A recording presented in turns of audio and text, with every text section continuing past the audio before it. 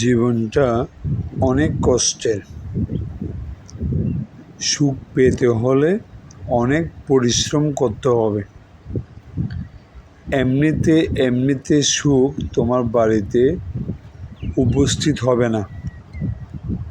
তোমাকে কঠোর সাধনা, পরিশ্রমের ফলে, সততার ফলে, বিনয়ীর ব্যবহারের ফলে তারপর তুমি আস্তে আস্তে ইমপ্রুভ হবে। আমাদের অনেক পরিবর্তন হয় জীবনে। এই পরিবর্তনের মাঝ দিয়ে আমরা সুখকে খুঁজে নিই।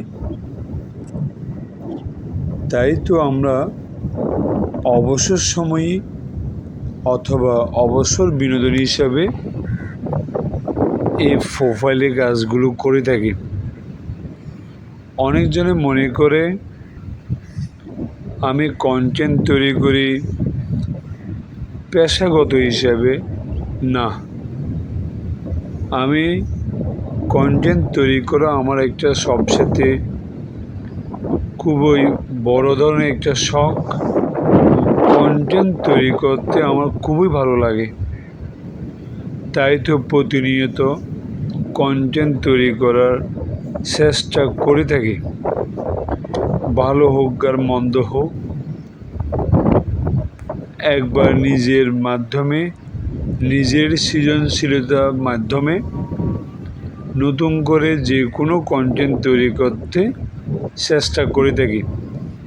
এই কন্টেন্ট তৈরি করতে গিয়ে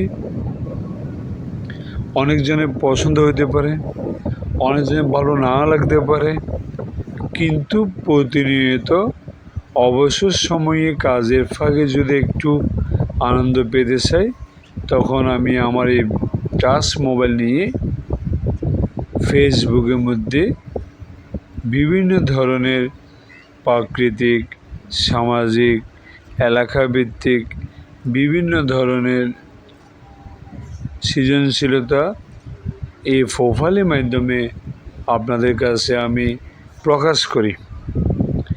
আপনাদের কাছে আমার এই কন্টেন্টগুলো ভালো লাগতে পারে, কারণ আমি প্রকৃতি মনা লোক।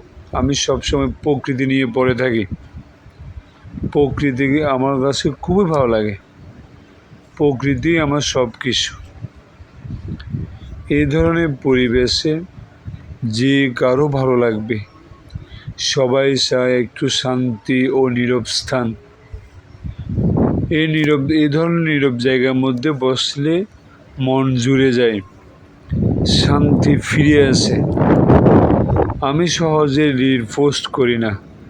আমি সব সময় ছবি পোস্ট করার চেষ্টা করি, কারণ রিল তৈরি করা আমার পক্ষে সম্ভব হয় না সময়ের কারণে, আর কিছুই নয়।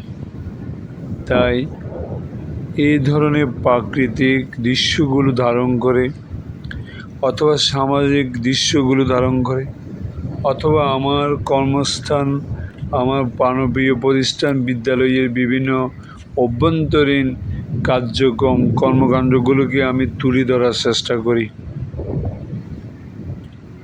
অবসর সময়ে আজে বাজে চাঁদ দোকানে আড্ডা না মেরে, বিভিন্ন জায়গায় গিয়ে অবসর সময় নষ্ট না করে যদি এই ফেসবুক ফোরামে গিয়ে, এই প্ল্যাটফর্মে গিয়ে যদি আমি আমার কাজগুলো ধীরে ধীরে করি, সফলতা আসবেই, কোনো ভুল নেই। তবে সফলতা কখন আসবে সেটা সব সৃষ্টিকর্তাই জানেন। সব সৃষ্টিকর্তার উপর ছেড়ে দিতে হবে, তারপর দেখবেন আপনার এই কাজে সফলতা পাবেন। প্রতিনিয়ত আমরা চেষ্টা করি যে আমার জীবনটা সুন্দর হোক, সফল হোক। ধন্যবাদ সবাই।